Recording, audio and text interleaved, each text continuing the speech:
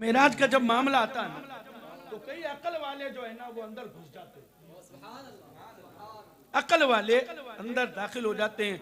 यार अशफाक साहब रात को कह रहे थे यूं गए यूं आ गए, शोएब साहब कह रहे थे उधर गए उधर गए।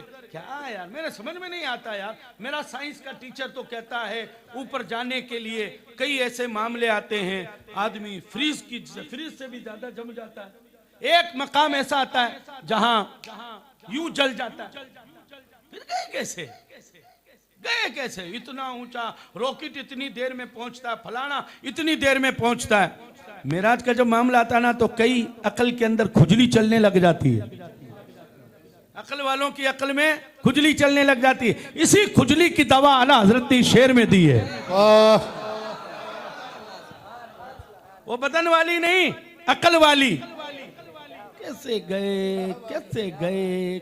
गए, आग भी थी, बर्फ भी थी, ऊंचा भी था। और कभी तो ये मौलाना साहब कहते हैं एक आसमान के बीच में दूसरे आसमान 500 साल का रास्ता, 500 साल का रास्ता। और फिर ये भी यूं भी कहते हैं वो गए आ गए, जंजीर हिलती रही, बिस्तर गर्म रहा। बोलो यार मचल के बोलो। अरे सातों आसमान के अगर रास्ते नापो उम्रें बीत जाए खुदा। लेकिन यहां अब इस अकल की खुजली का इलाज आला हज़रत ने क्या कहा? खिरत से कहे तो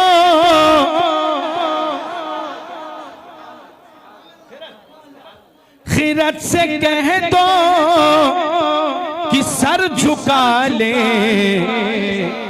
गुमा से गुजरे गुजरने वाले। वाह सुभान अल्लाह सुभान अल्लाह सुभान अल्लाह। अच्छा ठीक है अशफाक साहब मान लिया, नईमुद्दीन साहब मान लिया, शोएब साहब मान लिया, मैंने चलो ठीक है मान लिया भाई, मान लिया। गुजरे लेकिन ये तो बताओ किधर गए थे?